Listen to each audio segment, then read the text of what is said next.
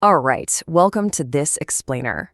Today, we're diving deep into an absolute cinematic masterpiece, Martin Scorsese's Shutter Island. Now, the mind-bending ending gets all the hype, but honestly, the real brilliance of this movie is all about those meticulous, deeply tragic psychological layers that are baked right into every single frame from minute one. It's literally a masterclass in subjective storytelling, where every shadow, every casual line of dialogue, it all pulls double duty. So we're gonna peel back those layers slide by slide and uncover some wild details and hidden narratives you probably totally missed the first time around. Okay, let's jump into this. The entire vibe of the movie is pinned down by one really haunting idea. Sanity is not a choice. Now look, the whole "it was all in his head" twist, that's a classic trope, right? We've seen it a million times. But Scorsese completely elevates it here. He doesn't just pull a cheap fast one on us at the very end. Actually, scratch that. He actively telegraphs the truth right from the opening shot. The entire world we're seeing is built on just how fragile the human mind is, and exactly how far it'll go to protect itself from unspeakable trauma. Part 1. Hidden clues and Easter eggs. Telegraphing the truth. So what's really interesting here is how the movie immediately drops physical and verbal hints about who Teddy really is. I mean, the delusion is mathematically spelled out right in front of us through the law of 4. Check this out.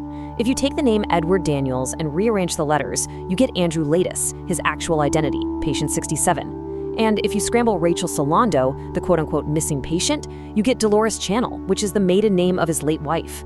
Even the title itself, Shutter Island, is an anagram for truths and lies.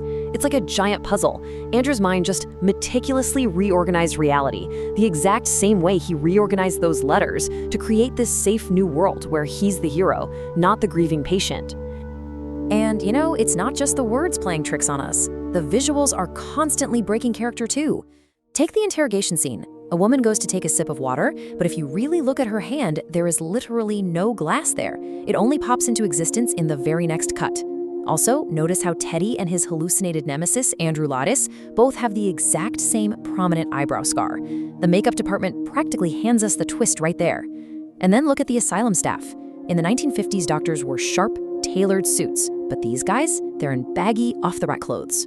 Plus, watch Chuck, his supposed partner, absolutely struggle just to unholster his own gun. These aren't sloppy continuity errors, guys. They are brilliant, deliberate cues showing us that everyone on this island is just an unprepared actor in a desperate play. Moving on to Part 2, Symbolism of Fire and Water, Elements of a Fractured Mind. Scorsese uses these two core elements to map out Andrew's broken psyche, and it dictates almost every single scene. Basically, water always equals the cold, devastating reality of his trauma, the crashing waves, the torrential rain, and tragically, the drowning of his kids by his wife. Water is the crushing truth. So to fight that, his brain creates fire. Fire is the warm, protective, totally fake illusion he uses to cope. Teddy constantly talks about his wife dying in an apartment fire. He's always striking matches in the dark, hallucinating explosions, or huddling near a blazing cave fire that, weirdly enough, doesn't even warm his shaken hands. Fire is his ultimate defense mechanism. And speaking of defense mechanisms, we really have to talk about that Band-Aid on Teddy's head. He wears this thing for almost the entire movie. It literally and metaphorically covers up his trauma. It's this physical manifestation of the immense repressed guilt he carries for ignoring his wife's escalating mental illness. He keeps the wound covered up, just like he keeps his memories covered up. And it's so telling that the Band-Aid only finally comes off at the very end of the story, when the illusions drop and he has to face the raw, uncovered reality. All right, Part 3, the grand role-play experiment, empathy over lobotomy. So, if Teddy isn't a marshal, what on earth is actually happening? Well, we have to completely flip how we view Dr. Colley and the head psychiatrists. They aren't these sinister villains. They're actually desperate healers, staging this massive high-stakes simulation to save a man's life. It's an extreme empathy experiment, and it works in 3 steps. First, fully indulge the delusion. Treat him like a real U.S. Marshal. Second, turn the whole staff into actors so he can run his little investigation. And third, gently guide him to his own realization to prove he can be cured, saving him from a lobotomy. But man, the tension is so real because the staff are not actors. Remember when Teddy interrogates the nurses about the missing Dr. Sheehan? They nervously glance right at Chuck because Chuck is Dr. Sheehan, just sweating bullets trying to keep the whole role play from falling apart. And to really immerse Andrew in this experiment, the film does something super fascinating with its audio. There is zero, I mean absolutely zero, original music composed for Shutter Island. Every single track is pulled from pre-existing library scores from the 1930s to the 50s. It's not just a stylistic quirk. Think about it. When a kid plays make-believe, they imagine a dramatic movie soundtrack in their head, right? That's exactly what Andrew is doing. He is internally scoring his own fictional, hard-boiled detective narrative. The music itself is part of the illusion. But the doctors didn't stop at just manipulating the people. They manipulated the environment too. Because that massive island-destroying hurricane, yeah, it's very likely completely fake. One minute, we see a courtyard absolutely wrecked by the storm, and in the next shot, the trees are miraculously upright and totally fine. Teddy wakes up to bright lightning, but if you look out the window, there's no storm out there.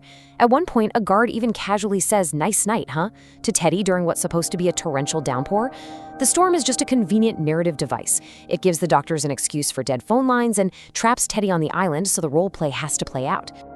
Which brings us to part 4, the final philosophical choice, the lighthouse.